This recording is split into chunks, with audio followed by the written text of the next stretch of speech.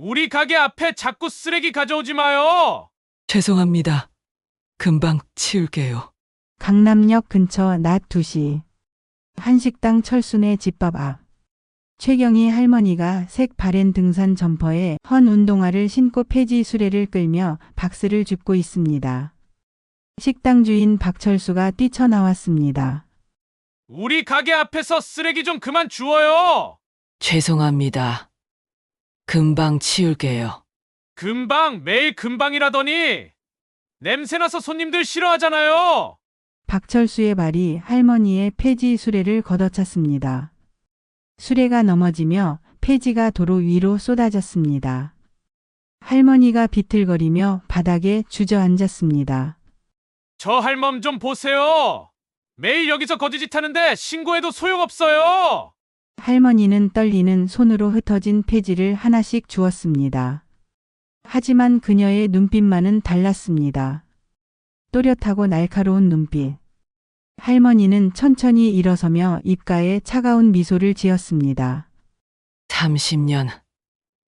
30년을 참았어. 이제는 안 되겠구나. 그날 밤 작은 월세방. 할머니가 휴대폰을 꺼내 전화를 걸었습니다. 김 실장, 내일부터 그 건물 전체 재계약 공고 내세요. 월세는 시세대로. 회장님, 시세대로면 3배입니다. 알아요. 그렇게 하세요. 할머니가 전화를 끊고 창밖을 바라봤습니다. 박철수, 당신은 방금 최악의 실수를 했어. 뒤 이야기가 궁금하신 분들은 지금 좋아요, 구독 눌러주세요. 이 일은 3시간 전부터 시작되었습니다. 오후 2시. 철순의 집밥은 점심 손님들로 가득 찼습니다.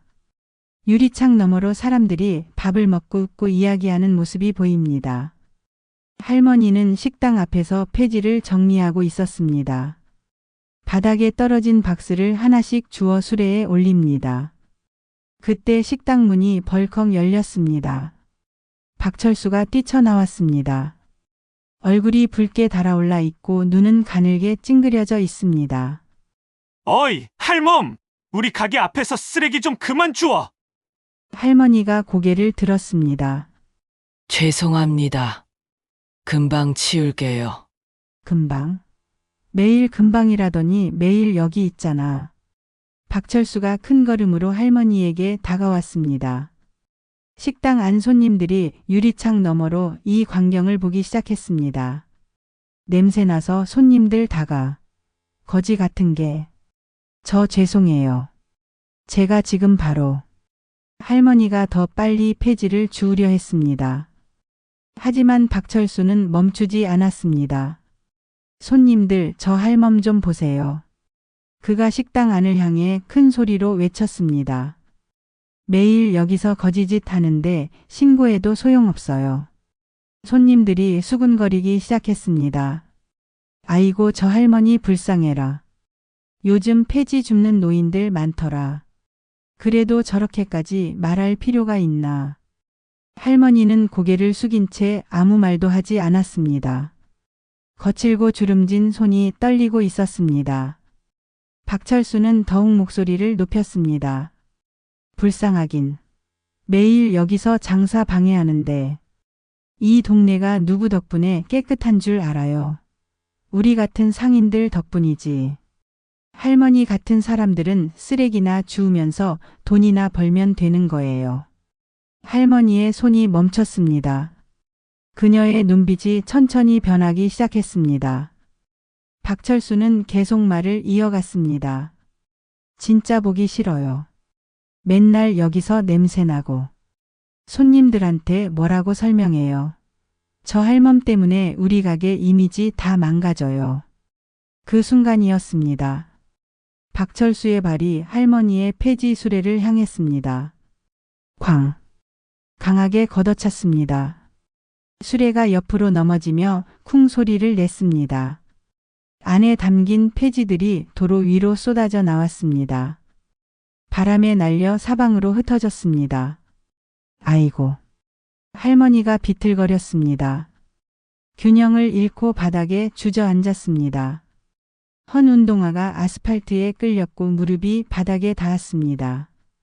주변이 순간 조용해졌습니다. 지나가던 행인들이 멈춰 섰습니다. 식당 안 손님들도 모두 이쪽을 바라봤습니다. 카페에서 일하던 이미선이 급히 뛰쳐나왔습니다. 할머니, 괜찮으세요? 이미선이 할머니를 부축하려 했습니다. 하지만 박철수가 손을 저으며 막았습니다. 미선 씨, 신경 쓰지 마세요. 저 할멈은 맨날 저래요. 동정심에 도와주면 계속 여기 있을 거예요. 할머니는 천천히 페지를 주었습니다. 한 장, 두 장. 떨리는 손으로 박스를 집어들었습니다. 바람에 날아간 페지를 쫓아 무릎으로 기어갔습니다. 72년을 살아온 몸이 바닥을 기어가는 모습. 누군가 휴대폰을 꺼내 영상을 찍기 시작했습니다. 저기요, 너무 심한 거 아니에요? 한 행인이 박철수에게 말했습니다. 할머니가 뭘 잘못했다고 저렇게까지 하세요? 박철수가 돌아섰습니다. 당신이 뭘 알아요? 매일 여기서 고생하는 우리 입장도 생각해 봤어요. 저 할멈 때문에 손님들이 얼마나 불편해하는데. 행인이 고개를 저으며 자리를 떠났습니다. 요즘 세상이 왜 이래? 다른 사람들도 하나 둘 자리를 떠나기 시작했습니다. 하지만 몇몇은 여전히 휴대폰으로 촬영하고 있었습니다. 할머니는 모든 페지를 주었습니다. 넘어진 수레를 다시 일으켰습니다. 페지를 하나씩 다시 담았습니다. 아무 말도 하지 않았습니다. 하지만 그녀의 눈빛은 변했습니다. 더 이상 순한 양의 눈빛이 아니었습니다. 차갑고 날카로운 눈빛. 30년간 참아온 무언가가 터지기 직전의 눈빛.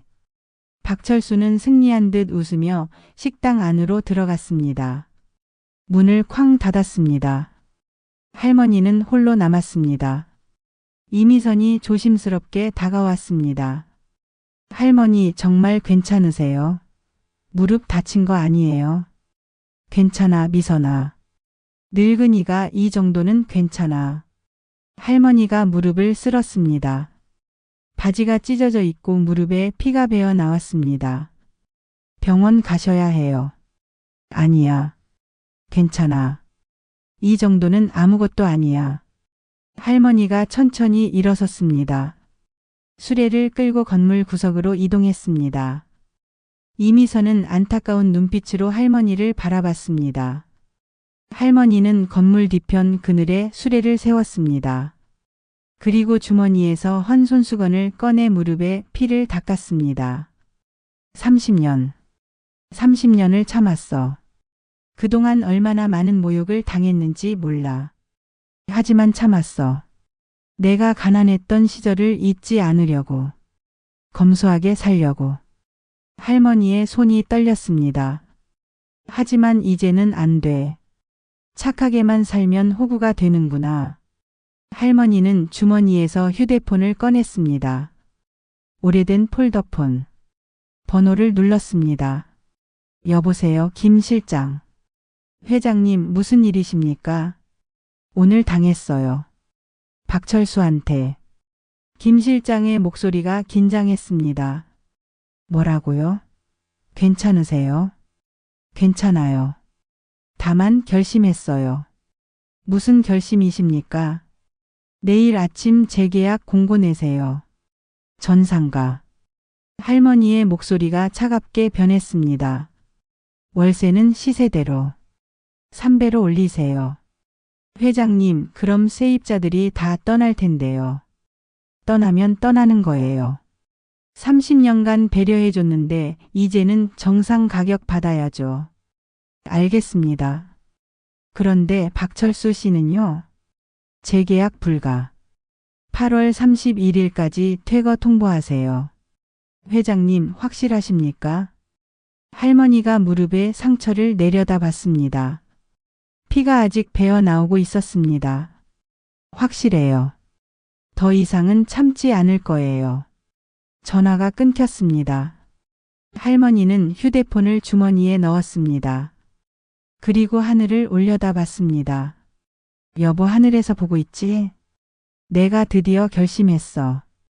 더 이상 착한 사람 노릇은 안 할 거야. 할머니는 천천히 일어섰습니다. 수레를 끌고 다시 거리로 나왔습니다. 구부정한 허리, 느린 걸음. 하지만 그녀의 눈빛에는 결연함이 서려 있었습니다. 오후 내내 할머니는 일을 계속했습니다. 폐지를 줍고 수레에 싣고 다시 줍고. 하지만 마음속으로는 내일을 기다리고 있었습니다. 내일이면 모든 게 시작될 것입니다. 30년간의 침묵이 깨질 것입니다. 저녁 7시. 할머니는 수레를 끌고 집으로 돌아갔습니다. 작은 월세방. 8평도 안 되는 좁은 공간. 하지만 이곳에도 할머니의 비밀이 숨겨져 있었습니다. 할머니는 침대 밑에서 작은 상자를 꺼냈습니다. 상자를 열자 서류들이 가지런히 정리되어 있습니다. 건물 등기부 등본. 강남 상가 건물 3채. 총시가 350억 원. 할머니는 서류를 하나하나 꺼내봤습니다. 30년 전 남편과 함께 산 첫 번째 건물. 20년 전 혼자 힘으로 산 두 번째 건물. 10년 전 투자로 산 세 번째 건물. 모두 할머니의 것이었습니다. 여보, 우리가 함께 일군 거야. 당신이 하늘로 떠난 뒤에도 나는 계속 지켰어. 하지만 이제는 지킬 것만 하지 않을 거야. 할머니는 서류를 다시 상자에 넣었습니다. 그리고 옷장에서 오래된 옷 하나를 꺼냈습니다. 네이비 블루 정장. 15년간 입지 않았던 옷. 할머니가 건물주로서 공식 석상에 나갈 때 입던 옷. 내일이면 다시 입게 되겠지. 할머니는 정장을 침대 위에 펼쳐 놓았습니다. 그리고 거울을 봤습니다. 주름 가득한 얼굴. 72년을 살아온 얼굴. 하지만 내일이면 달라질 것입니다. 더 이상 폐지 줍는 할머니가 아닙니다. 350억 자산가 최경희 회장입니다. 할머니는 무릎에 상처에 밴드를 붙였습니다. 아직 쓰라렸지만 참을 만했습니다. 30년간 참아온 것에 비하면 아무것도 아니었습니다. 밤 11시. 할머니는 불을 끄고 잠자리에 들었습니다. 하지만 잠이 오지 않았습니다. 내일을 생각하니 가슴이 두근거렸습니다. 박철수의 얼굴이 떠올랐습니다. 내일 아침 공고를 보면 어떤 표정을 지을까?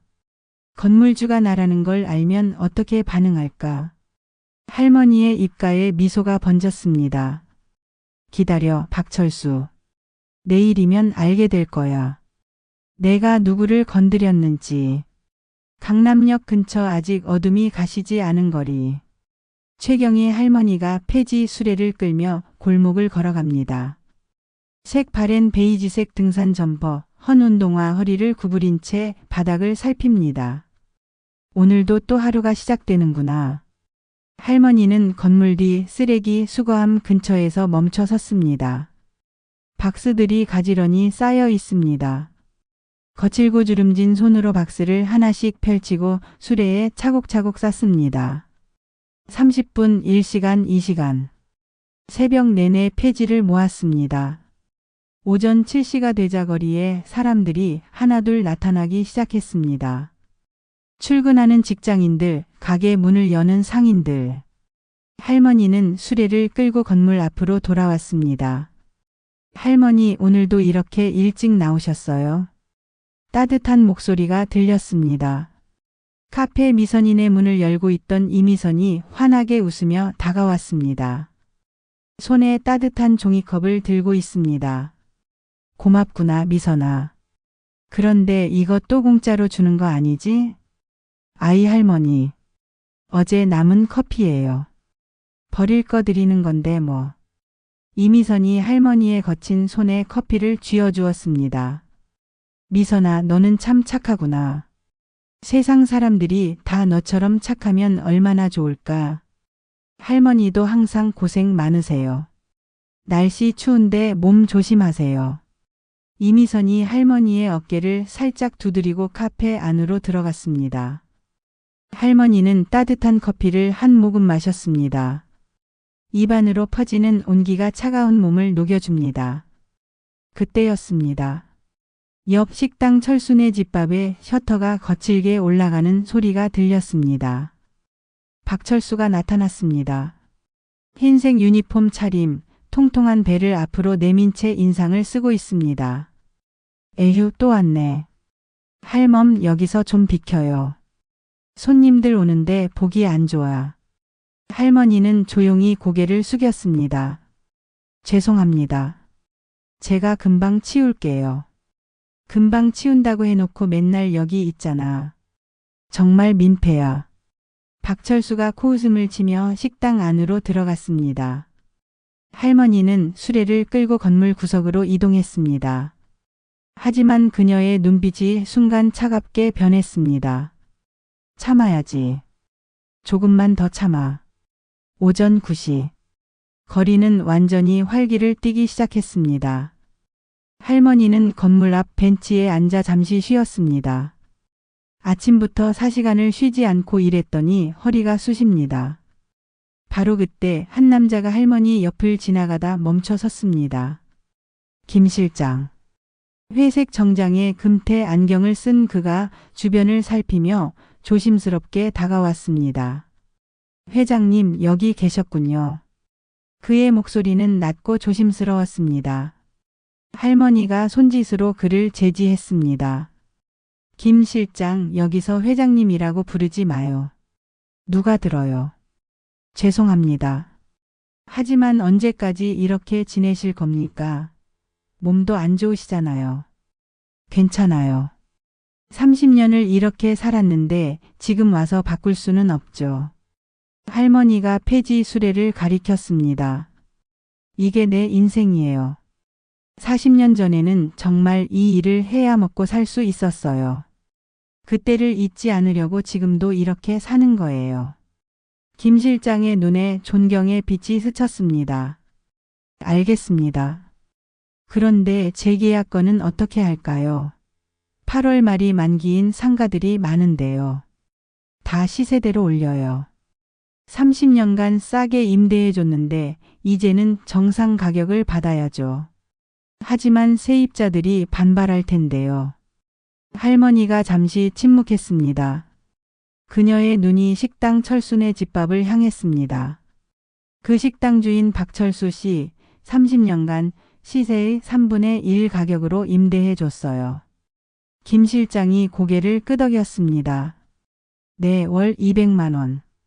시세는 600만 원인데 말이죠. 그 사람이 뭐라고 했는지 알아요.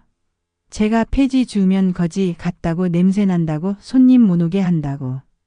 할머니의 목소리가 떨렸습니다. 30년이에요, 김 실장. 30년간 제가 배려해줬는데 그 사람은 저를 거지 취급했어요. 김 실장이 안경을 고쳤으며 말했습니다.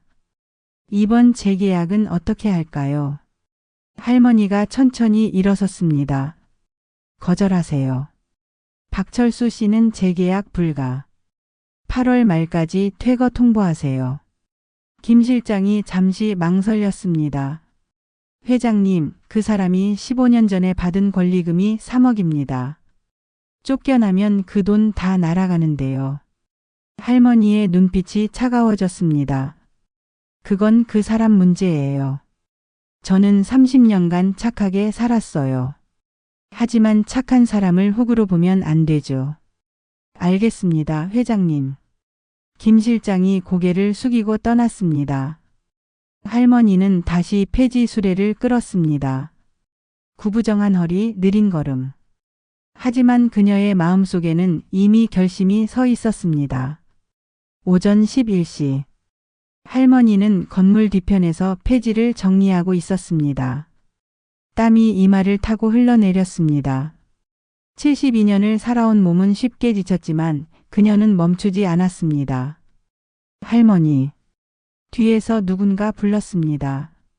이미선이 작은 봉지를 들고 뛰어왔습니다. 할머니, 이거 샌드위치예요. 점심 드세요. 미선아, 이걸 또 그냥 드세요. 제가 만들다 남은 거예요. 이미선이 할머니 손에 봉지를 쥐어주고 달려갔습니다. 할머니는 봉지를 열었습니다. 따뜻한 샌드위치 정성스럽게 쌓여 있습니다. 할머니의 눈가에 눈물이 맺혔습니다. 착한 아이, 정말 착한 아이야. 할머니는 샌드위치를 한 입 베어 물었습니다. 입안에 퍼지는 따뜻함. 세상에는 나쁜 사람만 있는 게 아니구나. 정오가 되자 거리는 점심 손님들로 붐비기 시작했습니다. 철순의 집밥도 사람들로 가득 찼습니다. 할머니는 멀리서 그 광경을 바라봤습니다. 박철수가 손님들에게 웃으며 서빙하고 있습니다. 친절한 척, 착한 척. 하지만 할머니에게는 완전히 다른 얼굴이었죠. 저 사람은 몰라요.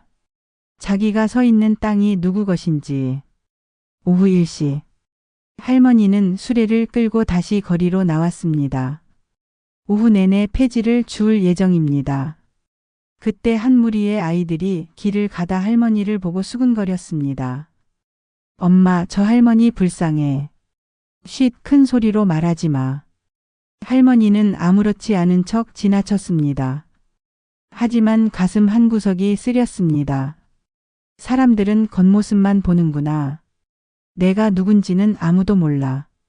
오후 내내 할머니는 묵묵히 일했습니다. 폐지를 줍고 수레에 싣고 다시 줍고. 반복되는 일상. 하지만 오늘은 달랐습니다. 오늘은 모든 것이 바뀌는 날이었습니다. 오후 2시가 되었습니다. 할머니는 다시 건물 앞으로 돌아왔습니다. 철순의 집밥 앞에서 폐지를 정리하기 시작했습니다. 그리고 그 순간 박철수가 다시 뛰쳐나왔습니다. 어이, 할멈. 할머니는 이미 알고 있었습니다. 무슨 일이 벌어질지. 하지만 이번에는 참지 않기로 했습니다. 이번에는 모든 걸 끝내기로 했습니다. 30년간의 인내가 오늘 끝나는 겁니다. 오후 2시. 철순의 집밥은 점심 손님들로 가득 찼습니다. 유리창 너머로 사람들이 밥을 먹고 웃고 이야기하는 모습이 보입니다. 할머니는 식당 앞에서 폐지를 정리하고 있었습니다. 바닥에 떨어진 박스를 하나씩 주워 수레에 올립니다. 그때 식당 문이 벌컥 열렸습니다. 박철수가 뛰쳐나왔습니다. 얼굴이 붉게 달아올라 있고 눈은 가늘게 찡그려져 있습니다. 어이, 할멈. 우리 가게 앞에서 쓰레기 좀 그만 주워. 할머니가 고개를 들었습니다. 죄송합니다. 금방 치울게요. 금방? 매일 금방이라더니 매일 여기 있잖아. 박철수가 큰 걸음으로 할머니에게 다가왔습니다. 식당 안 손님들이 유리창 너머로 이 광경을 보기 시작했습니다. 냄새나서 손님들 다가. 거지 같은 게. 저 죄송해요. 제가 지금 바로. 할머니가 더 빨리 폐지를 주우려 했습니다. 하지만 박철수는 멈추지 않았습니다. 손님들, 저 할멈 좀 보세요. 그가 식당 안을 향해 큰 소리로 외쳤습니다. 매일 여기서 거지짓 하는데 신고해도 소용없어요. 손님들이 수군거리기 시작했습니다. 아이고, 저 할머니 불쌍해라. 요즘 폐지 줍는 노인들 많더라. 그래도 저렇게까지 말할 필요가 있나. 할머니는 고개를 숙인 채 아무 말도 하지 않았습니다. 거칠고 주름진 손이 떨리고 있었습니다. 박철수는 더욱 목소리를 높였습니다. 불쌍하긴. 매일 여기서 장사 방해하는데 이 동네가 누구 덕분에 깨끗한 줄 알아요. 우리 같은 상인들 덕분이지. 할머니 같은 사람들은 쓰레기나 주우면서 돈이나 벌면 되는 거예요. 할머니의 손이 멈췄습니다. 그녀의 눈빛이 천천히 변하기 시작했습니다. 박철수는 계속 말을 이어갔습니다. 진짜 보기 싫어요. 맨날 여기서 냄새나고. 손님들한테 뭐라고 설명해요. 저 할멈 때문에 우리 가게 이미지 다 망가져요. 그 순간이었습니다. 박철수의 발이 할머니의 폐지 수레를 향했습니다. 쾅! 강하게 걷어찼습니다. 수레가 옆으로 넘어지며 쿵 소리를 냈습니다. 안에 담긴 폐지들이 도로 위로 쏟아져 나왔습니다. 바람에 날려 사방으로 흩어졌습니다. 아이고! 할머니가 비틀거렸습니다. 균형을 잃고 바닥에 주저앉았습니다. 헌 운동화가 아스팔트에 끌렸고 무릎이 바닥에 닿았습니다. 주변이 순간 조용해졌습니다. 지나가던 행인들이 멈춰 섰습니다. 식당 안 손님들도 모두 이쪽을 바라봤습니다. 카페에서 일하던 이미선이 급히 뛰쳐나왔습니다. 할머니, 괜찮으세요? 이미선이 할머니를 부축하려 했습니다. 하지만 박철수가 손을 저으며 막았습니다. 미선 씨, 신경 쓰지 마세요. 저 할멈은 맨날 저래요. 동정심에 도와주면 계속 여기 있을 거예요. 할머니는 천천히 폐지를 주었습니다. 한 장, 두 장. 떨리는 손으로 박스를 집어들었습니다. 바람에 날아간 폐지를 쫓아 무릎으로 기어갔습니다. 72년을 살아온 몸이 바닥을 기어가는 모습. 누군가 휴대폰을 꺼내 영상을 찍기 시작했습니다. 저기요, 너무 심한 거 아니에요? 한 행인이 박철수에게 말했습니다. 할머니가 뭘 잘못했다고 저렇게까지 하세요? 박철수가 돌아섰습니다. 당신이 뭘 알아요? 매일 여기서 고생하는 우리 입장도 생각해 봤어요? 저 할멈 때문에 손님들이 얼마나 불편해하는데. 행인이 고개를 저으며 자리를 떠났습니다. 요즘 세상이 왜 이래? 다른 사람들도 하나 둘 자리를 떠나기 시작했습니다. 하지만 몇몇은 여전히 휴대폰으로 촬영하고 있었습니다. 할머니는 모든 폐지를 주었습니다. 넘어진 수레를 다시 일으켰습니다. 폐지를 하나씩 다시 담았습니다. 아무 말도 하지 않았습니다. 하지만 그녀의 눈빛은 변했습니다. 더 이상 순한 양의 눈빛이 아니었습니다. 차갑고 날카로운 눈빛. 30년간 참아온 무언가가 터지기 직전의 눈빛. 박철수는 승리한 듯 웃으며 식당 안으로 들어갔습니다. 문을 쾅 닫았습니다. 할머니는 홀로 남았습니다. 이미선이 조심스럽게 다가왔습니다. 할머니, 정말 괜찮으세요? 무릎 다친 거 아니에요? 괜찮아, 미선아. 늙은이가 이 정도는 괜찮아. 할머니가 무릎을 쓸었습니다. 바지가 찢어져 있고 무릎에 피가 배어 나왔습니다. 병원 가셔야 해요. 아니야. 괜찮아. 이 정도는 아무것도 아니야. 할머니가 천천히 일어섰습니다. 수레를 끌고 건물 구석으로 이동했습니다. 이미선은 안타까운 눈빛으로 할머니를 바라봤습니다. 할머니는 건물 뒤편 그늘에 수레를 세웠습니다. 그리고 주머니에서 헌 손수건을 꺼내 무릎에 피를 닦았습니다. 30년. 30년을 참았어. 그동안 얼마나 많은 모욕을 당했는지 몰라. 하지만 참았어. 내가 가난했던 시절을 잊지 않으려고. 검소하게 살려고. 할머니의 손이 떨렸습니다. 하지만 이제는 안 돼. 착하게만 살면 호구가 되는구나. 할머니는 주머니에서 휴대폰을 꺼냈습니다. 오래된 폴더폰. 번호를 눌렀습니다. 여보세요, 김 실장. 회장님, 무슨 일이십니까? 오늘 당했어요. 박철수한테. 김 실장의 목소리가 긴장했습니다. 뭐라고요? 괜찮으세요? 괜찮아요. 다만 결심했어요. 무슨 결심이십니까? 내일 아침 재계약 공고 내세요. 전상가. 할머니의 목소리가 차갑게 변했습니다. 월세는 시세대로 3배로 올리세요. 회장님, 그럼 세입자들이 다 떠날 텐데요. 떠나면 떠나는 거예요. 30년간 배려해줬는데 이제는 정상 가격 받아야죠. 알겠습니다. 그런데 박철수 씨는요? 재계약 불가. 8월 31일까지 퇴거 통보하세요. 회장님, 확실하십니까? 할머니가 무릎에 상처를 내려다 봤습니다. 피가 아직 배어 나오고 있었습니다. 확실해요. 더 이상은 참지 않을 거예요. 전화가 끊겼습니다. 할머니는 휴대폰을 주머니에 넣었습니다. 그리고 하늘을 올려다 봤습니다. 여보, 하늘에서 보고 있지? 내가 드디어 결심했어. 더 이상 착한 사람 노릇은 안 할 거야.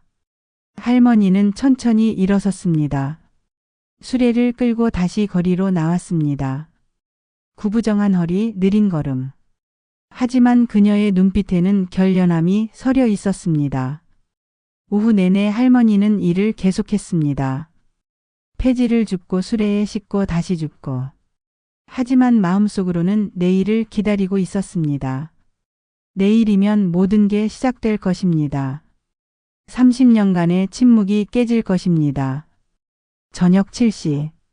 할머니는 수레를 끌고 집으로 돌아갔습니다. 작은 월세방. 8평도 안 되는 좁은 공간. 하지만 이곳에도 할머니의 비밀이 숨겨져 있었습니다. 할머니는 침대 밑에서 작은 상자를 꺼냈습니다. 상자를 열자 서류들이 가지런히 정리되어 있습니다. 건물 등기부 등본. 강남 상가 건물 3채. 총시가 350억 원. 할머니는 서류를 하나하나 꺼내 봤습니다. 30년 전 남편과 함께 산 첫 번째 건물. 20년 전 혼자 힘으로 산 두 번째 건물. 10년 전 투자로 산 세 번째 건물. 모두 할머니의 것이었습니다. 여보, 우리가 함께 일군 거야. 당신이 하늘로 떠난 뒤에도 나는 계속 지켰어. 하지만 이제는 지킬 것만 하지 않을 거야. 할머니는 서류를 다시 상자에 넣었습니다. 그리고 옷장에서 오래된 옷 하나를 꺼냈습니다. 네이비 블루 정장. 15년간 입지 않았던 옷. 할머니가 건물주로서 공식 석상에 나갈 때 입던 옷. 내일이면 다시 입게 되겠지. 할머니는 정장을 침대 위에 펼쳐 놓았습니다. 그리고 거울을 봤습니다. 주름 가득한 얼굴. 72년을 살아온 얼굴. 하지만 내일이면 달라질 것입니다. 더 이상 폐지 줍는 할머니가 아닙니다. 350억 자산가 최경희 회장입니다. 할머니는 무릎에 상처에 밴드를 붙였습니다. 아직 쓰라렸지만 참을 만했습니다. 30년간 참아온 것에 비하면 아무것도 아니었습니다. 밤 11시. 할머니는 불을 끄고 잠자리에 들었습니다. 하지만 잠이 오지 않았습니다. 내일을 생각하니 가슴이 두근거렸습니다. 박철수의 얼굴이 떠올랐습니다. 내일 아침 공고를 보면 어떤 표정을 지을까? 건물주가 나라는 걸 알면 어떻게 반응할까? 할머니의 입가에 미소가 번졌습니다. 기다려, 박철수. 내일이면 알게 될 거야. 내가 누구를 건드렸는지. 다음 날 아침 6시. 할머니는 평소보다 일찍 일어났습니다. 하지만 오늘은 폐지 수레를 끌지 않았습니다. 대신 옷장에서 네이비 블루 정장을 꺼냈습니다. 15년 만에 입는 옷. 할머니는 천천히 옷을 입었습니다. 흰색 블라우스, 정장 상의, 스커트. 거울을 봤습니다. 여전히 주름진 얼굴이지만 뭔가 달라 보였습니다. 오늘은 폐지 줍는 할머니가 아닙니다. 오늘은 건물주 최경희입니다. 할머니는 머리를 빗었습니다. 푸석푸석한 흰 머리를 정돈했습니다. 작은 진주 귀걸이를 귀에 걸었습니다. 금태 안경을 썼습니다. 완전히 다른 사람이 되었습니다. 아침 7시. 김 실장이 할머니의 월세방 앞에 차를 가져왔습니다. 회장님, 준비되셨습니까? 네, 김 실장. 공고는 붙였어요. 네. 새벽 5시에 건물 입구에 붙였습니다. 할머니가 차에 올랐습니다. 검은색 제네시스. 김 실장이 운전석에 앉았습니다. 회장님, 정말 괜찮으시겠습니까? 세입자들이 반발할 텐데요. 괜찮아요. 이미 각오했어요. 차가 출발했습니다. 할머니는 창밖을 바라봤습니다. 익숙한 거리. 30년간 폐지를 주우며 걸었던 그 거리.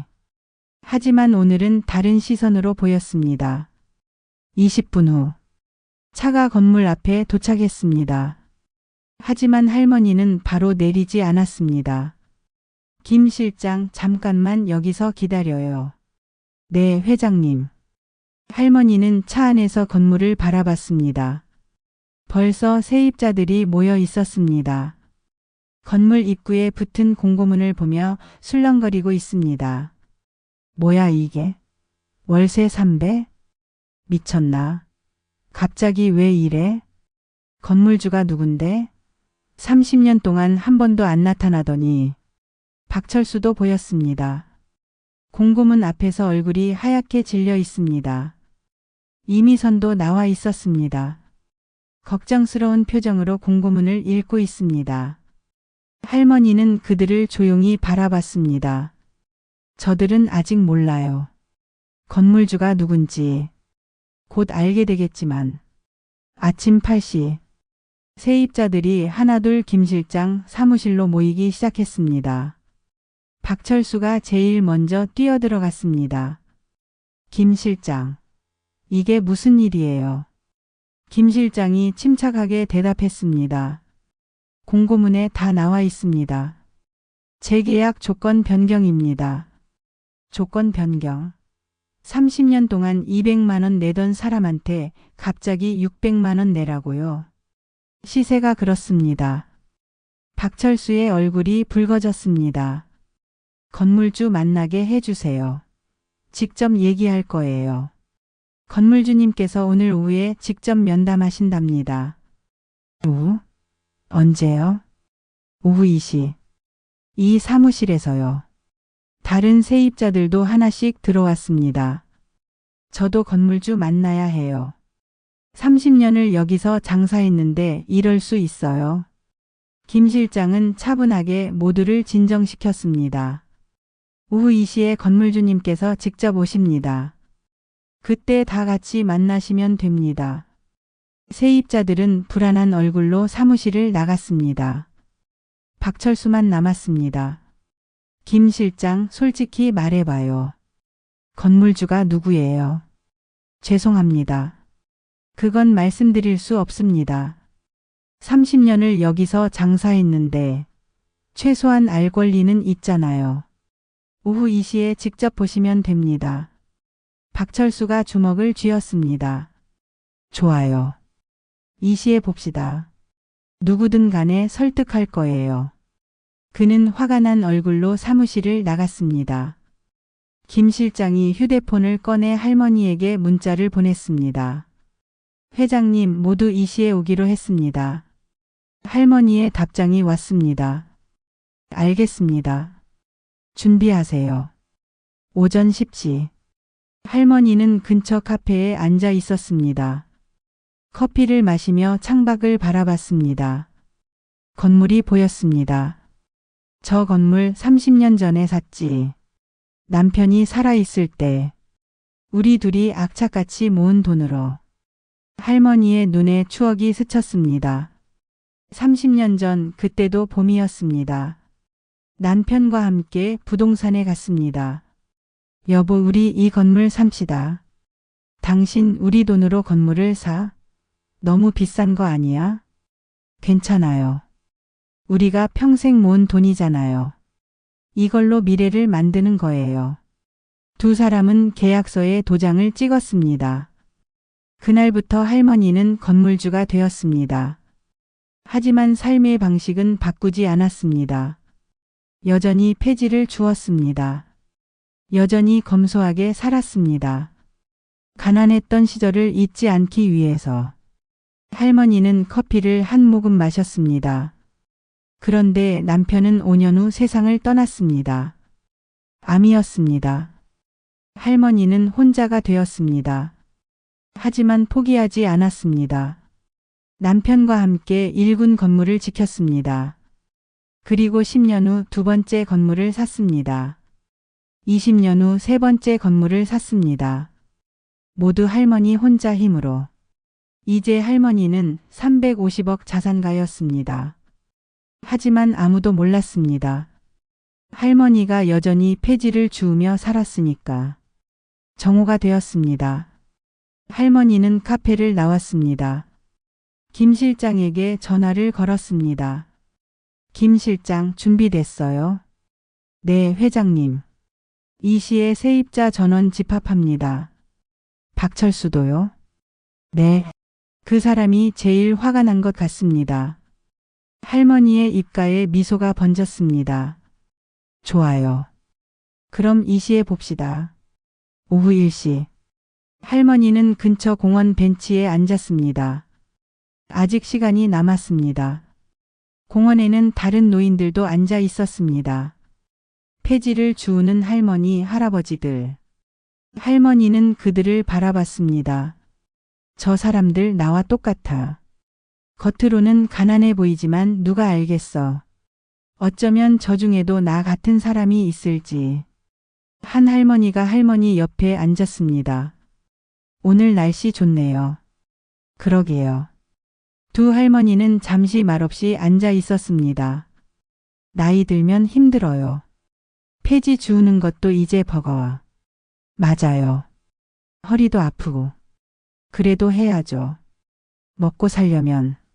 할머니는 아무 말도 하지 않았습니다. 그냥 고개만 끄덕였습니다. 그 할머니가 일어났습니다. 그럼 전 일하러 가봐야겠어요. 네, 조심히 가세요. 할머니는 혼자 남았습니다. 사람들은 겉모습만 봐. 저 할머니도 나를 똑같은 처지로 생각했겠지. 하지만 몰라. 나는 다르다는 걸. 오후 1시 50분. 할머니는 김 실장 사무실 근처에 도착했습니다. 하지만 바로 들어가지 않았습니다. 건물 모퉁이에서 기다렸습니다. 세입자들이 하나씩 사무실로 들어가는 모습이 보였습니다. 박철수도 보였습니다. 화가 난 얼굴로 사무실 문을 열고 들어갔습니다. 이미선도 들어갔습니다. 걱정스러운 얼굴이었습니다. 다른 세입자들도 모두 들어갔습니다. 할머니는 시계를 봤습니다. 오후 1시 58분. 2분 남았습니다. 김 실장에게 문자를 보냈습니다. 곧 들어갑니다. 오후 2시 정각. 할머니가 사무실 문 앞에 섰습니다. 심호흡을 했습니다. 30년간 숨겨왔던 정체. 오늘 드러납니다. 할머니는 문을 열었습니다. 사무실 안이 보였습니다. 세입자들이 모두 앉아 있습니다. 박철수가 제일 앞에 앉아 있습니다. 팔짱을 끼고 인상을 쓰고 있습니다. 이미선은 구석에 조용히 앉아 있습니다. 김 실장이 서 있습니다. 회장님 어서 오십시오. 그 말에 모두가 문 쪽을 돌아봤습니다. 그리고 얼어붙었습니다. 문 앞에 서 있는 사람. 네이비 블루 정장을 입은 노인. 금태 안경을 쓴 여성. 하지만 그 얼굴. 모두가 아는 얼굴. 박철수의 입이 떡 벌어졌습니다. 할멈. 할머니가 사무실 안으로 들어왔습니다. 더 이상 구부정한 자세가 아닙니다. 허리를 곧게 펴고 당당하게 걸어 들어왔습니다. 안녕하십니까? 할머니의 목소리가 사무실에 울렸습니다. 침착하고 단호한 목소리. 이 건물의 소유주 최경희입니다. 사무실이 순간 정적에 휩싸였습니다. 아무도 말을 하지 못했습니다. 모두가 믿을 수 없다는 표정으로 할머니를 바라봤습니다. 박철수는 의자에서 일어났다 다시 주저앉았습니다. 이미선은 눈을 크게 뜨고 할머니를 쳐다봤습니다. 할머니는 김 실장이 준비한 의자에 앉았습니다. 그리고 세입자들을 차례로 바라봤습니다. 놀라셨죠? 할머니가 입을 열었습니다. 저를 폐지 줍는 가난한 할머니로만 아셨을 겁니다. 하지만 제 진짜 정체는 이겁니다. 김 실장이 서류를 펼쳤습니다. 최경희 회장님은 이 건물을 포함해 강남의 상가 건물 3채를 소유하고 계십니다. 총 자산 가치 350억 원. 월 임대 수입 3억 5천만 원입니다. 세입자들이 수군거리기 시작했습니다. 350억? 3억 5천? 저 할머니가. 할머니는 조용히 말을 이어갔습니다. 30년 전 남편과 함께 이 건물을 샀습니다. 그때 제 나이 42살이었습니다. 폐지를 주우며 악착같이 모은 돈으로요. 남편이 세상을 떠난 후에도 저는 계속 폐지를 주었습니다. 왜냐고요? 가난했던 시절을 잊지 않기 위해서입니다. 할머니의 눈빛이 차갑게 변했습니다. 그리고 여러분께 배려하기 위해서였습니다. 30년간 시세보다 훨씬 싼 가격으로 임대해 드렸습니다. 여러분이 장사하기 편하시라고요. 박철수의 얼굴이 파랗게 질렸습니다. 할머니가 그를 똑바로 바라봤습니다. 박철수 씨. 네. 당신은 30년 동안 월 200만 원을 내셨죠. 시세가 600만 원인데 말입니다. 제가 배려한 겁니다. 자영업이 어렵다는 걸 아니까요. 박철수는 아무 말도 하지 못했습니다. 그저 입만 벌리고 있었습니다. 하지만 당신은 그 배려를 당연하게 여겼습니다. 할머니의 목소리가 더 차가워졌습니다. 그리고 저를 거지 취급하며 모욕했습니다. 김 실장이 노트북을 켰습니다. 화면에 영상이 재생되기 시작했습니다. CCTV 영상. 박철수가 할머니에게 욕하는 장면. 거지 같은 게. 냄새나서 손님들 다가. 폐지 수레를 발로 차는 장면. 할머니가 바닥에 주저앉는 장면. 모든 것이 화면에 나왔습니다. 세입자들이 박철수를 쳐다봤습니다. 비난의 눈빛이었습니다. 박철수는 고개를 들 수 없었습니다. 할머니가 말을 이어갔습니다. 이게 어제 일입니다. 30년간 제가 배려해 준 사람이 저한테 한 짓입니다. 할머니가 박철수를 향해 서류를 내밀었습니다. 재계약은 없습니다. 8월 31일까지 퇴거하십시오. 박철수가 벌떡 일어났습니다. 할머니, 아니 회장님, 제가 잘못했습니다. 그는 할머니 앞에 무릎을 꿇었습니다. 정말 죄송합니다. 제가 몰랐어요. 회장님이신 줄. 할머니의 눈빛이 더 차가워졌습니다. 당신은 지금도 모르고 있군요. 뭘 말씀이신지요? 제가 건물주라서 잘못했다고 하시는 거죠? 만약 제가 정말 가난한 할머니였다며? 그럼 그렇게 대해도 되는 겁니까? 박철수가 얼어붙었습니다. 사람을 겉모습으로 판단한 겁니다. 가난해 보이니까 만만해 보이니까. 그래서 함부로 대한 거죠. 할머니가 일어섰습니다.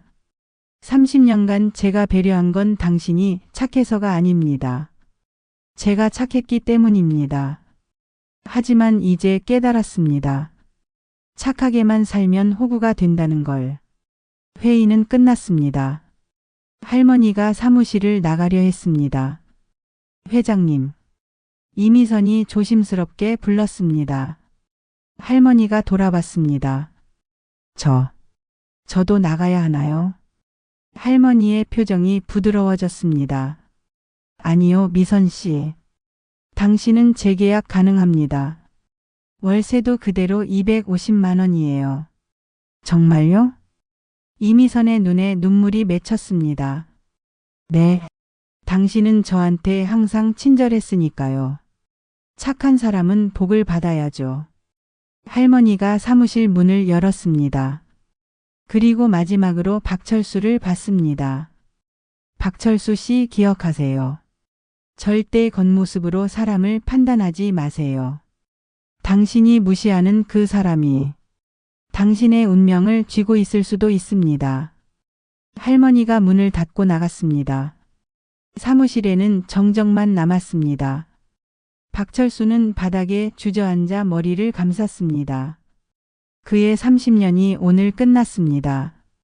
그날 저녁 6시. 박철수는 식당에 혼자 앉아 있었습니다. 텅 빈 가게. 점심시간에는 사람들로 가득했던 그곳. 이제는 주인 혼자만 남았습니다. 박철수는 손으로 얼굴을 감쌌습니다. 어떻게 이런 일이. 할머니가 건물주였다니. 350억 자산가였다니. 그는 테이블에 놓인 퇴거 통보서를 봤습니다. 8월 31일까지. 2달.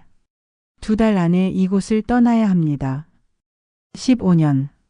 15년을 여기서 장사했는데 박철수의 눈에 눈물이 맺혔습니다. 그때 식당 문이 열렸습니다. 아내가 들어왔습니다. 여보, 무슨 일이야? 얼굴이 왜 그래? 박철수는 퇴거 통보서를 아내에게 내밀었습니다. 아내가 서류를 읽었습니다. 얼굴이 하얗게 질렸습니다. 뭐야 이게? 퇴거 통보? 응. 재계약 불가래. 왜? 우리가 뭘 잘못했는데? 박철수는 대답할 수 없었습니다. 아내가 다그쳤습니다. 여보, 대체 무슨 일이 있었던 거야? 내가 할머니한테. 무슨 할머니? 폐지 줍던 할머니. 그 할머니가 건물주였어. 아내의 입이 떡 벌어졌습니다. 뭐라고? 그 할머니가? 응. 350억 자산가래. 아내가 의자에 주저앉았습니다. 그럼 우리가 맨날 무시하던 그 할머니가? 박철수가 고개를 끄덕였습니다. 내가 어제 할머니한테 욕했어. 거지 같다고 냄새 난다고. 술에도 발로 찼어. 아내가 비명을 질렀습니다. 미쳤어? 당신 정말 미쳤어? 박철수는 고개를 들 수 없었습니다. 15년 권리금 3억이야. 3억. 그거 다 날아가는 거야. 미안해. 내가 몰랐어. 몰랐다고? 건물주인 걸 몰랐으면 함부로 대해도 된다는 거야. 아내의 목소리가 떨렸습니다. 당신 때문에 우리 가족 망하는 거야. 아내가 울면서 식당을 나갔습니다. 박철수는 홀로 남았습니다. 그는 천천히 일어나 식당을 둘러봤습니다. 15년. 이곳에서 웃고 울고 살았습니다. 딸이 태어났을 때도 여기서 일했습니다. 아들이 대학 갔을 때도 여기서 일했습니다. 모든 추억이 이곳에 있습니다. 하지만 이제 떠나야 합니다. 내 잘못이야. 내가 사람을 겉모습으로 판단했어. 박철수는 식당 불을 껐습니다. 어둠 속에 혼자 앉아 있었습니다. 같은 시각. 할머니는 월세방에 앉아 있었습니다. 창밖을 바라보며 생각에 잠겼습니다. 내가 너무 잔인했나. 30년을 쫓아내는 게. 하지만 할머니는 고개를 저었습니다. 아니야. 나도 30년간 참았어. 모욕당하고 무시당했어. 이제는 나를 지켜야 해. 할머니의 휴대폰이 울렸습니다. 아들 최준호였습니다. 여보세요, 준호야. 엄마 오늘 일 들었어요. 괜찮으세요? 괜찮다. 오히려 속이 시원하구나. 엄마 너무 무리하지 마세요. 걱정 마. 엄마는 강해. 할머니가 웃으며 말했습니다. 준호야, 엄마가 30년간 왜 폐지를 주었는지 알아? 가난했던 시절 잊지 않으시려고요. 맞아. 하지만 이제는 알았어. 검소한 것과 무시당하는 건 다르다는 걸. 준호가 잠시 침묵했습니다. 엄마, 제가 옆에서 도와드릴게요.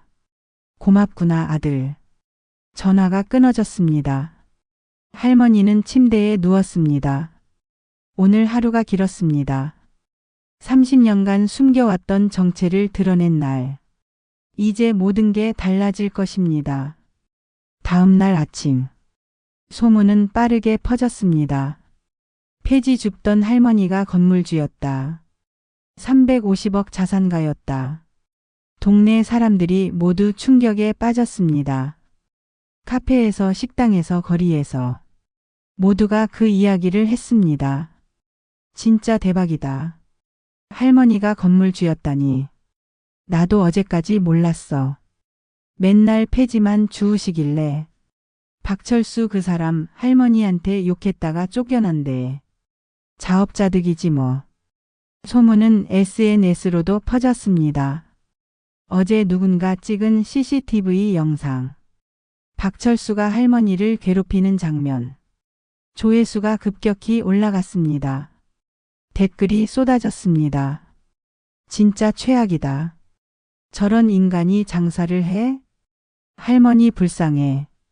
30년간 저런 걸 참으셨다니.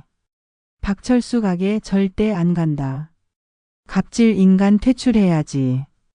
박철수의 식당은 더 이상 손님이 오지 않았습니다. 문을 열어도 텅 빈 채로 하루가 지났습니다. 한편 할머니는 다시 평상복을 입었습니다. 색 바랜 등산 점퍼, 헌 운동화. 다시 폐지 수레를 끌고 거리로 나왔습니다. 하지만 이제는 달랐습니다.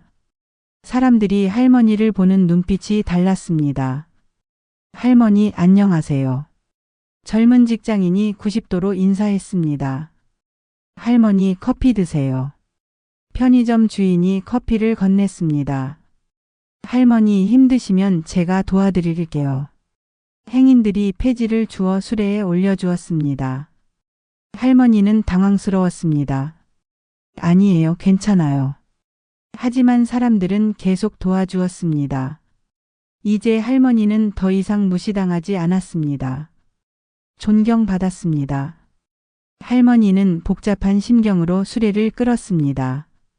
사람들은 겉모습을 보는구나. 가난해 보이면 무시하고, 부자라고 알면 존경하고. 나는 똑같은 사람인데. 오전 11시. 할머니는 카페 미선인의 앞을 지나갔습니다. 이미선이 급히 뛰쳐나왔습니다. 할머니. 이미선의 눈에는 눈물이 가득했습니다. 할머니 정말 죄송해요. 왜 미안해하니? 제가 몰랐어요. 할머니가 건물주이신 줄. 그래서 뭐가 달라지니? 이미선이 멈칫했습니다. 할머니가 웃으며 말했습니다. 미선아, 나는 어제도 오늘도 똑같은 사람이야. 건물주라는 걸 알든 모르든. 나는 그냥 최경의 할머니야. 이미선이 고개를 끄덕였습니다. 네, 할머니. 알겠어요. 할머니가 이미선의 어깨를 두드렸습니다. 착한 아이. 너는 항상 나한테 친절했어. 그게 고마워. 이미선이 웃으며 카페로 돌아갔습니다. 할머니는 다시 수레를 끌었습니다. 오후 1시. 할머니는 공원 벤치에 앉아 쉬고 있었습니다. 한 중년 남자가 다가왔습니다. 실례합니다. 최경희 회장님이시죠? 할머니가 고개를 들었습니다. 네, 그런데요. 저는 중앙일보 기자입니다. 인터뷰 좀 부탁드려도 될까요? 할머니가 손을 저었습니다. 아니에요. 인터뷰 안 해요. 하지만 회장님 이야기가 정말 감동적입니다. 350억 자산가가 30년간 폐지를 주우며 검소하게 사셨다는 게. 할머니의 눈빛이 차갑게 변했습니다. 그게 뭐가 감동적인가요? 저는 그냥 제 삶을 살았을 뿐이에요. 기자가 당황했습니다. 하지만 많은 사람들이 회장님 이야기를 듣고 싶어 합니다. 할머니가 일어섰습니다. 사람들은 겉모습만 봅니다. 제가 가난해 보일 때는 무시하더니 부자라고 알면 감동적이라고 하죠. 저는 변한 게 없어요. 사람들의 시선만 변한 거예요. 할머니가 수레를 끌고 자리를 떠났습니다. 기자는 멍하니 서 있었습니다. 저녁 7시. 박철수는 식당 문을 닫았습니다. 오늘도 손님은 한 명도 오지 않았습니다. 그는 식당 안을 정리하며 생각했습니다. 이제 어떻게 하지? 2달 후면 나가야 하는데 새로 가게 보증금도 없고 권리금 3억도 날아갔고. 박철수는 의자에 주저앉았습니다. 그때 식당 문이 열렸습니다. 할머니였습니다. 폐지 수레를 끌고 서 있는 할머니. 박철수가 벌떡 일어났습니다. 할머니. 아니, 회장님. 할머니가 천천히 식당 안으로 들어왔습니다. 박철수가 무릎을 꿇었습니다. 회장님, 정말 죄송합니다. 제가 너무 잘못했습니다. 한 번만 용서해 주세요. 할머니는 아무 말 없이 박철수를 내려다봤습니다. 제발요. 제가 15년을 여기서 일했습니다. 가족도 있고 아이들도 학교 다니고 있어요. 할머니가 천천히 입을 열었습니다. 박철수 씨. 네, 회장님. 지금도 당신은 이해하지 못하고 있군요. 할머니의 목소리는 차가웠습니다. 당신이 잘못한 건 건물주를 모욕한 게 아니에요. 사람을 모욕한 겁니다. 만약 제가 정말 가난한 할머니였다며, 그럼 그렇게 대해도 되는 겁니까? 박철수가 고개를 들었습니다. 아닙니다. 할머니가 계속 말했습니다. 30년간 저는 당신에게 배려했습니다. 시세의 3분의 1 가격으로 임대해 줬죠. 하지만 당신은 그걸 당연하게 여겼어요. 그리고 저를 무시했습니다. 박철수의 눈에서 눈물이 흘렀습니다. 정말 죄송합니다. 할머니가 주머니에서 봉투를 꺼냈습니다. 박철수에게 내밀었습니다. 이게 뭡니까? 새 출발 자금입니다. 1천만 원. 박철수의 눈이 커졌습니다. 회장님, 이건 마지막입니다. 할머니의 목소리가 단호했습니다. 이걸로 새로 시작하세요. 그리고 다시는 사람을 겉모습으로 판단하지 마세요. 가난해 보인다고 약해 보인다고 함부로 대하지 마세요. 박철수가 봉투를 받아들었습니다. 손이 떨렸습니다. 감사합니다. 정말 감사합니다. 평생 잊지 않겠습니다. 할머니가 돌아섰습니다.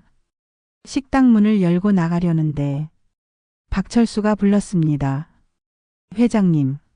할머니가 뒤돌아봤습니다. 제가 할머니한테 진심으로 사과드립니다. 건물주여서가 아니라 한 사람으로서 말입니다. 할머니의 얼굴에 처음으로 온화한 표정이 떠올랐습니다. 그 말을 듣고 싶었어요. 할머니가 문을 닫고 나갔습니다. 박철수는 봉투를 꼭 쥐고 눈물을 흘렸습니다. 그날 밤 할머니는 월세방에서 창밖을 바라봤습니다. 오늘도 긴 하루였습니다. 박철수에게 돈을 준 게 맞았을까? 하지만 할머니는 후회하지 않았습니다. 사람은 변할 수 있어.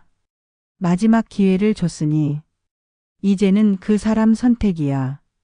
할머니는 침대에 누웠습니다. 내일도 폐지를 주울 것입니다. 여전히 검소하게 살 것입니다. 하지만 이제는 다릅니다. 더 이상 무시당하지 않을 것입니다. 스스로를 지킬 것입니다. 할머니의 입가에 미소가 번졌습니다. 여보, 하늘에서 봤죠? 내가 드디어 나를 지켰어요. 30년 만에. 일주일 후 할머니는 여전히 폐지를 주우며 거리를 걸었습니다. 하지만 이제는 혼자가 아니었습니다. 동네 사람들이 할머니를 도와주었습니다. 할머니, 여기 박스 있어요. 젊은 대학생이 박스를 주워 수레에 올려주었습니다. 고맙구나. 아니에요. 제가 할머니 이야기 들었어요. 정말 멋지세요. 할머니는 쑥스럽게 웃었습니다. 멋질 것도 없어. 그냥 내 삶을 살았을 뿐이야. 대학생이 인사하고 떠났습니다. 할머니는 계속 걸었습니다. 오전 10시. 할머니는 건물 앞을 지나가다 멈춰 섰습니다. 박철수의 식당. 문이 닫혀 있었습니다. 유리창에 종이가 붙어 있었습니다. 잠시 휴업합니다. 8월 말 이전 완전 정리 예정. 할머니는 잠시 그 글을 바라봤습니다. 그래, 새로 시작하는 거야. 더 나은 사람이 되길 바란다. 할머니가 다시 걸음을 옮기려는데, 할머니. 뒤에서 목소리가 들렸습니다. 돌아보니 이미선이었습니다. 카페 앞치마를 입은 채 뛰어왔습니다. 할머니, 잠깐만요. 왜 그러니, 미선아? 이미선이 숨을 고르며 말했습니다. 할머니, 제가 여쭤봐도 될까요? 뭘? 할머니는 왜 아직도 폐지를 주우세요? 350억이나 가지셨으면 편하게 사실 수 있잖아요. 할머니는 잠시 생각했습니다. 그리고 천천히 입을 열었습니다. 미선아, 나는 40년 전에 정말 가난했어. 남편과 둘이서 폐지를 주우며 하루하루 살았지. 할머니의 눈에 추억이 떠올랐습니다. 그때는 진짜 먹고 살기 위해서 주었어. 폐지 한 장, 두 장이 우리한텐 밥이었거든. 이미선이 조용히 들었습니다. 그렇게 10년을 모아서 첫 건물을 샀어. 남편이 죽고 나서도 나는 계속 주었어. 왜냐고? 할머니가 이미선을 똑바로 봤습니다. 가난했던 시절을 잊지 않기 위해서야. 돈이 생겼다고 해서 사람이 바뀌면 안 돼. 나는 여전히 그때 그 최경희야. 폐지 주우며 살던 그 여자. 이미선의 눈에 눈물이 맺혔습니다. 할머니. 그리고 미선아, 이것도 있어. 할머니가 폐지 수레를 가리켰습니다. 이걸 주우면서 동네를 매일 돌아다니잖아. 사람들을 만나고 이야기하고. 그게 내 삶이야. 이게 없으면 난 무료해. 이미선이 고개를 끄덕였습니다. 이제 이해했어요, 할머니. 돈보다 중요한 게 자기 자신이군요. 할머니가 웃었습니다. 그래, 똑똑하구나. 돈은 많지만 나는 여전히 나야. 그게 제일 중요한 거야. 이미선이 할머니를 꼭 안았습니다. 할머니 존경해요. 할머니가 이미선의 등을 토닥였습니다. 고맙구나, 착한 아이. 두 사람이 헤어졌습니다. 할머니는 다시 수레를 끌고 걸었습니다. 오후 2시. 할머니는 공원에 앉아 쉬고 있었습니다. 그때 한 남자가 다가왔습니다. 검은 정장을 입은 중년 남성. 실례합니다. 최경희 회장님이시죠? 할머니가 고개를 들었습니다. 네, 그런데요. 저는 대한건설 이사 김민수라고 합니다. 남자가 명함을 내밀었습니다. 할머니는 명함을 받아봤습니다. 무슨 일이시죠? 회장님 건물 중 하나를 저희가 매입하고 싶습니다. 할머니의 눈빛이 날카로워졌습니다. 매입요? 네. 강남역 건물 말입니다. 시세보다 20% 높게 드리겠습니다. 할머니가 명함을 돌려줬습니다. 안 팔아요. 하지만 회장님, 좋은 조건입니다. 내 건물은 안 팔아요. 김민수가 당황했습니다. 왜 그러시는지 여쭤봐도 될까요? 할머니가 일어섰습니다. 그 건물은 남편과 함께 처음 산 거예요. 40년 전에. 우리 부부의 꿈이 담긴 건물이죠. 할머니의 목소리가 단호했습니다. 돈으로 살 수 없는 가치가 있어요. 아무리 많은 돈을 준다 해도 그건 절대 안 팔아요. 김민수가 고개를 숙였습니다. 죄송합니다. 실례했습니다. 그가 떠났습니다. 할머니는 다시 벤치에 앉았습니다. 여보, 당신도 그렇게 생각하죠? 우리 건물은 절대 안 팔아요. 그날 저녁 6시. 할머니는 집으로 돌아왔습니다. 문을 여는데 누군가 기다리고 있었습니다. 아들 준호였습니다. 준호야, 왜 여기 와 있니? 엄마 저녁 같이 먹으려고요. 준호가 테이블에 음식을 차려 놓았습니다. 할머니가 좋아하는 된장찌개와 김치. 아이고 우리 아들. 두 사람은 마주 앉아 밥을 먹었습니다. 엄마 요즘 어떠세요? 좋다. 오히려 속이 시원해. 30년 만에 나를 지켰으니까. 준호가 웃었습니다. 엄마 대단하세요. 저도 엄마처럼 강한 사람이 되고 싶어요. 할머니가 준호의 손을 잡았습니다. 준호야, 강한 건 중요해. 하지만 착한 것도 중요해. 강하되 착해야 해. 그게 진짜 강한 거야. 준호가 고개를 끄덕였습니다. 네, 엄마. 명심할게요. 두 사람은 따뜻한 저녁을 함께 했습니다. 밤 10시. 준호가 떠나고 할머니는 혼자가 되었습니다. 창밖을 바라봤습니다. 별이 빛나고 있었습니다. 여보 보이죠? 우리 아들 잘 컸어요. 착하고 강한 아이로. 할머니의 눈에 눈물이 맺혔습니다. 당신이 없어도 나는 잘 살았어요. 외로웠지만 포기하지 않았어요. 할머니는 침대에 누웠습니다. 내일도 폐지를 주울 것입니다. 내일도 사람들을 만날 것입니다. 내일도 나로 살 것입니다. 일주일 후, 동네에 소문이 하나 더 돌았습니다. 박철수가 식당을 완전히 정리했다. 다른 지역으로 이사를 간다. 새로 시작한다. 사람들은 수군거렸습니다. 그래도 할머니가 돈 줬다며? 1천만 원. 진짜 대인배다. 나 같으면 한 푼도 안 줬을 텐데. 할머니는 그 소문을 들었습니다. 하지만 아무 말도 하지 않았습니다. 그냥 묵묵히 폐지를 주었습니다. 어느 날 오후, 할머니는 건물 앞을 지나가다 멈춰 섰습니다. 박철수의 식당 자리. 이제 완전히 비어 있었습니다. 간판도 내려갔습니다. 유리창도 깨끗이 닦여 있었습니다. 할머니는 잠시 그곳을 바라봤습니다. 잘 살아, 박철수. 다시는 사람을 겉모습으로 판단하지 마. 할머니가 걸음을 옮기려는데, 저기요. 뒤에서 목소리가 들렸습니다. 돌아보니 박철수였습니다. 짐을 든 채 서 있었습니다. 아내와 아이들도 함께였습니다. 회장님. 박철수가 다가왔습니다. 그리고 90도로 인사했습니다. 정말 감사했습니다. 할머니가 손을 저었습니다. 됐어요. 이제 새로 시작하세요. 네. 꼭 잘 살겠습니다. 박철수의 아내도 인사했습니다. 회장님, 죄송했습니다. 저희가 몰랐습니다. 아이들도 인사했습니다.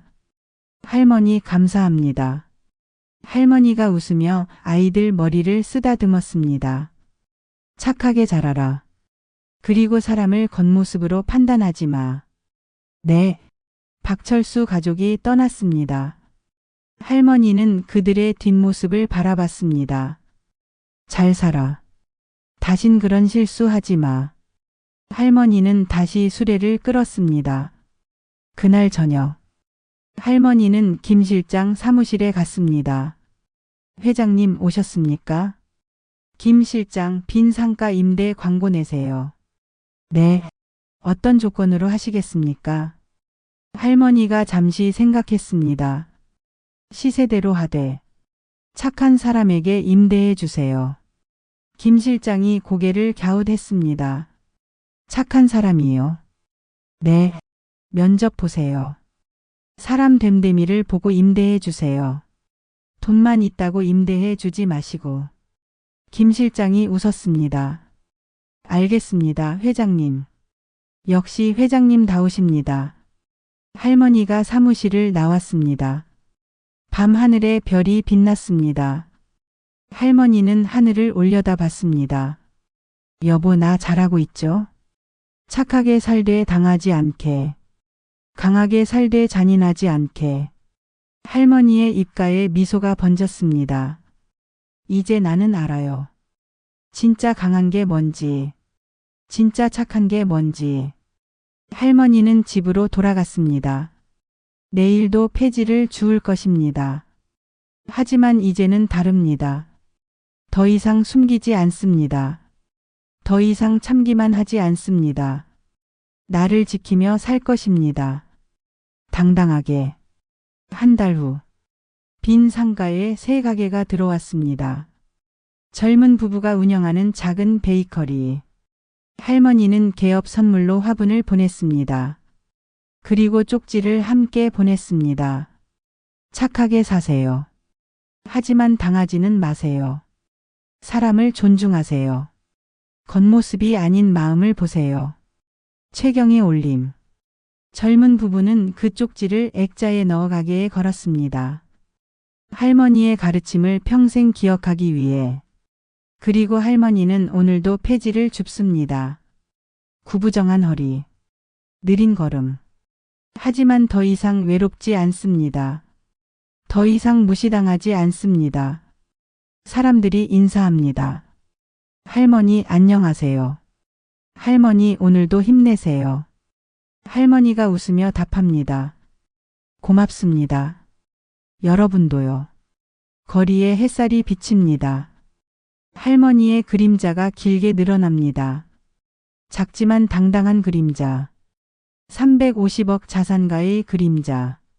하지만 무엇보다 최경희 할머니의 그림자. 자기 자신으로 사는 한 사람의 그림자. 할머니는 오늘도 걷습니다. 자신의 길을 당당하게.